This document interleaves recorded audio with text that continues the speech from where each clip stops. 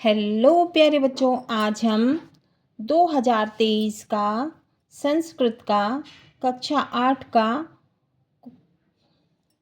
प्रश्न पत्र सॉल्व करेंगे। ये 60 नंबर का था। बहुविकल्पीय प्रश्न। उचित विकल्पम चित्वा लिखत। उचित विकल्प चुनकर लिखना है। प्रश्न 1 कार्य क्षेत्रे। ऑप्शन है ए चरणीयम, बी त्वरणीयम, सी मननीयम, डी शयनीयम। तो इसका उत्तर है बी त्वरणीयम।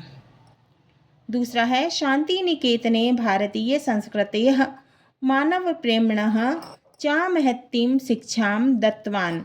ऑप्शन है ए स्वामी विवेकानंदः, option B Mahatma Gandhi, option C Rabindranath Tagore, option D Lal Bahadur Shastri.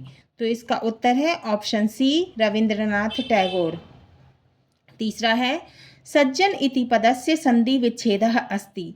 सज्जन शब्द का संधि विच्छेद है। ऑप्शन ए सज प्लस जनः, ऑप्शन बी सच प्लस जनः, ऑप्शन सी सत प्लस जनः, ऑप्शन डी सता प्लस जनः। तो इसका उत्तर है सी सत प्लस जनः। चौथा है द्वंद्व समासस्य उदाहरणम अस्ति। द्वंद्व समास का उदाहरण है ऑप्शन ए त्रिभुवनम, ऑप्शन बी दशाननः, ऑप्शन सी कृष्ण सर्पः, ऑप्शन डी राम लक्ष्मणौ। तो इसका उत्तर है ऑप्शन डी राम लक्ष्मणौ। पांचवा है हसितः इत्यस्मिन् पदे कः प्रत्ययः अस्ति। हसित शब्द का प्रत्यय क्या है? ए है ऑप्शन कत, बी है कतवतु, सी है कत्वा, डी है ल्यप। तो इसका सही उत्तर है ए कत। छठवा है शिकागो नगरे विश्व धर्म सम्मेलने भारतस्य प्रतिनिधिः अभवत्। शिकागो नगर के धर्म सम्मेलन में भारत के प्रतिनिधि थे। ऑप्शन ए है रामकृष्ण परमहंसः, ऑप्शन बी है विश्वनाथ दत्तः, ऑप्शन सी है रविंद्रनाथ टैगोरः, ऑप्शन डी है स्वामी विवेकानंदः। तो इसका उत्तर है ऑप्शन डी स्वामी विवेकानंदः। सातवां है नर्मदा नद्या अपरम नाम अस्ति। नर्मदा नदी का एक और नाम क्या है? उत्तर है, वैसे तो इसका उत्तर रेवा है, पर ऑप्शन है इसके ए कालिंदी, बी ताप्ती, सी मंदाकिनी और डी रेवा। तो इसका उत्तर है ऑप्शन डी रेवा। आठवां है मेघदूतस्य कवि अस्ति। मेघदूत के कवि हैं उत्तर महाकवि कालिदासः। नौवा है कामदगिरिः इति स्थलम् अस्ति। ऑप्शन ए है उज्जैन नगरे, ऑप्शन बी है ओरछा नगरे, ऑप्शन सी है चित्रकूट नगरे, ऑप्शन डी है मंदसौर नगरे। तो इसका उत्तर है सी चित्रकूट नगरे। 10वां है विद्वान पूज्यते। विद्वान पूजे जाते हैं। ऑप्शन ए यत्र, ऑप्शन बी तत्र, ऑप्शन सी अत्र, ऑप्शन डी सर्वत्र। तो इसका उत्तर है ऑप्शन डी सर्वत्र। लघु उत्तरीय प्रश्नाः निर्देशः निम्नलिखित प्रश्नानाम उत्तराणि लिखत। निम्नलिखित प्रश्नों के उत्तर लिखना है। प्रश्न 11 स्वपाठ्य पुस्तकात एकम श्लोकम लिखत। अपनी पाठ्य पुस्तक में से एक श्लोक लिखना है। मनसा सततम स्मरणीयम, वचसा सततम वदनीयम, लोकहितम मम करणीयम, लोकहितम मम करणीयम। प्रश्न 12 निम्नलिखित संख्यायाः संस्कृत शब्देषु लिखत। निम्नलिखित संख्या के संस्कृत शब्द लिखना है। पहला है 28, दूसरा है 36, तीसरा है 42। उत्तर है पहला है 28, अष्टाविंशति, दूसरा है 36, षट्त्रिंशत्, तीसरा है 42, द्विचत्वारिंशत्। प्रश्न 13 प्रसन्नो भूत्वा यक्षः किम अकरोत्। प्रसन्न होकर यक्ष ने क्या किया? उत्तर प्रसन्नो भूत्वा यक्षः सर्वेभ्यः जीवनं दत्तवान्। प्रसन्न होकर यक्ष ने सबको जीवन दान दिया। प्रश्न 14 चंद्रशेखरेण केन नामना संगठनं कृतम्। चंद्रशेखर ने किस नाम का संगठन किया? उत्तर है चंद्रशेखरेण हिंदुस्तान सोशलिस्ट रिपब्लिकन आर्मी नामना संगठनं कृतम्। चंद्रशेखर ने हिंदुस्तान सोशलिस्ट रिपब्लिक आर्मी नामक संगठन किया। प्रश्न 15 न्यायात् पथः पदमपि केन विचलन्ति। प्रश्न 15 न्यायात् पथः पदमपि केन विचलन्ति।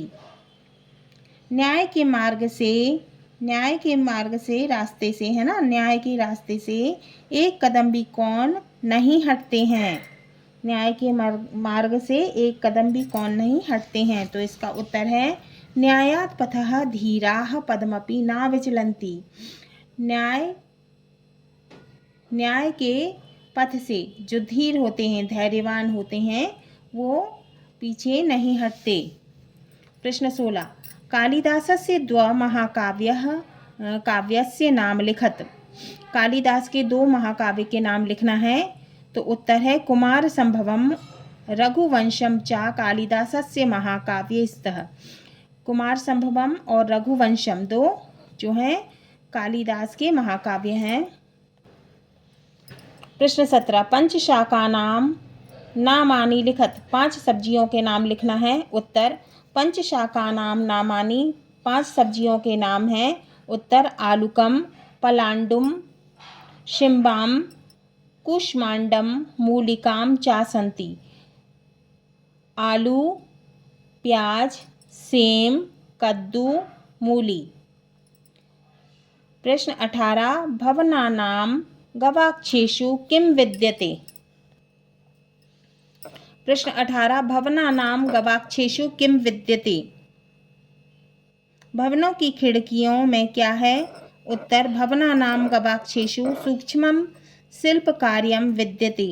भवनों की खिड़कियों में पत्थर की पट्टियों में सूक्ष्म शिल्पकार्य है। प्रश्न 19 अहिल्याबाई कीदृशी महिला आसीत्। अहिल्याबाई कैसी महिला थी। उत्तर अहिल्याबाई प्रजावत्सला, धर्मपरायणा, न्यायनिष्ठा महिला आसीत्। अहिल्याबाई प्रजावत्सल, धर्मपरायण और न्यायनिष्ठ महिला थीं।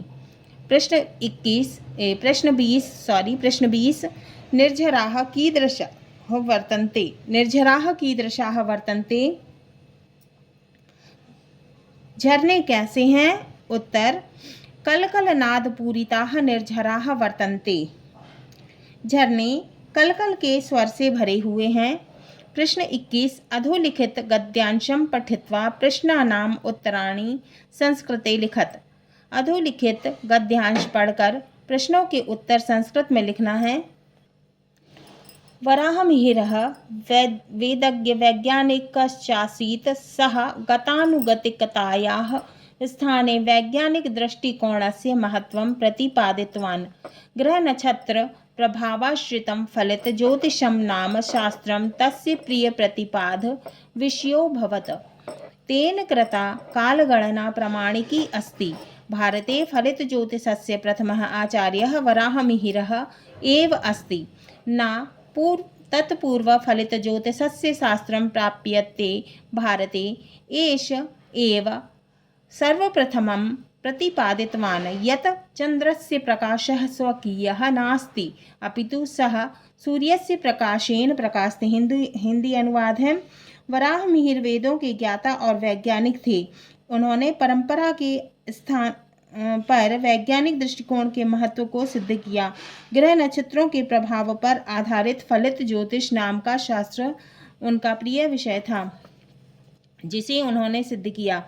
उनके द्वारा की गई कालगणना प्रामाणिक है। भारत में फलित ज्योतिष के प्रथम आचार्य वराहमिहिर ही थे। उसके पूर्व फलित ज्योतिष का शास्त्र भारत में नहीं मिलता। उन्होंने ही सबसे पहले सिद्ध किया कि चंद्रमा का प्रकाश स्वयं का नहीं अपितु वह सूर्य के प्रकाश से प्रकाशित होता है। प्रश्न पहला है वराहमिहिरः कः आसीत्। वराहमिहिरः वेदज्ञ वैज्ञानिकश्चासीत्। उत्तर है वराहमिहिरः वेदज्ञः वैज्ञानिकश्चासीत्। दूसरा है फलित ज्योतिषस्य प्रथमः आचार्यः कः। उत्तर फलित ज्योतिषस्य प्रथमः आचार्यः वराहमिहिरः एव अस्ति। उत्तर है फलित ज्योतिषस्य प्रथमः आचार्यः वराहमिहिरः। तीसरा है वराहमिहिरस्य कालगणना कीदृशी अस्ति। कालगणना प्रमाणिकी अस्ति? उत्तर है वराहमिहिरस्य कालगणना प्रमाणिकी अस्ति। चौथा है चंद्रमा कस्य प्रकाशने प्रकाशते? उत्तर चंद्रमा सूर्यस्य प्रकाशने प्रकाशते। पांचवा है प्रकाशेन इत्यस्मिन् पदे का विभक्ति? उत्तर प्रकाशेन इत्यस्मिन् पदे तृतीया विभक्तिः। प्रश्न 22 अधोलिखित पद्यांशं पठित्वा प्रश्नानाम् उत्तराणि लिखत। अधोलिखित पद्यांश पढ़कर प्रश्नों के उत्तर लिखना है। निर्धनस्य विषम भोगो, निस्सत्वस्य विषम रणम, अनभ्यासम विषम शास्त्रम, अजीर्णे भोजनम विषम। प्रश्न 1 पहला, भोगः कस्य विषम?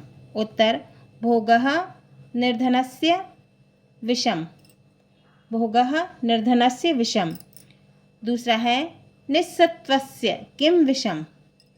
उत्तर निस्सत्वस्य ऋणम विषम। निस्सत्वस्य ऋणम विषम। तीसरा है शास्त्रम कदा विषम? उत्तर शास्त्रम अनभ्यासे विषम। शास्त्रम अनभ्यासे विषम। चौथा है अजीर्णे किम विषम? उत्तर अजीर्णे भोजनम विषम। अजीर्णे भोजनम विषम। पांचवा निर्धनस्य इत्यस्मिन् पदे का उपसर्गः अस्ति? निर्धनस्य शब्द में क्या उपसर्ग है? तो उत्तर है निर इति उपसर्ग। प्रश्न प्रदत्त शब्देह पत्र पूरयत। दिए हुए शब्द से पत्र को पूरा करना है। उत्तीर्ण मातरम पत्र पंचवादने मार्च मासे। अब क्या है? पूज्य पितः पूजनीय पिताजी, जबलपुरतः जबलपुर दिनांकः। अहम अत्र कुशलम अस्ति, अद भवतः पत्र प्राप्तम, भवतः स्वास्थ्यं कथम अस्ति? वार्षिक मूल्यांकनं मार्च मासे भविष्यति। अहम प्रतिदिनं प्रातः 5 वादने उत्थाय अध्ययनं करोमि। परीक्षायाम् अहं प्रथम श्रेण्यां भविष्यामि उत्तीर्ण इति विश्वासः अस्ति। मातरं वन्दे। भवतः पुत्रः, आपका नाम लिखना है। प्रश्न 24 अधोलिखितेषु विषयेषु एकस्मिन् विषये पंचवाक्यानि निबंध लिखत। पहला पुस्तकम, दूसरा उद्यानम, तीसरा धेनुः, चौथा विद्यालयः। अधोलिखित विषयों में से एक विषय पर 5 वाक्य लिखना है, निबंध लिखना है।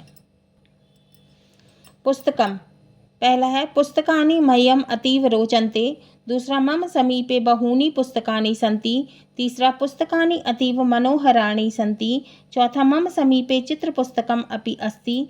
पांचवा रमणीयं चित्रं चित्तम् आनंदयति। हाँ तो बच्चों, ये हमने 2023 का प्रश्न पत्र संस्कृत का कक्षा 8 का हल किया।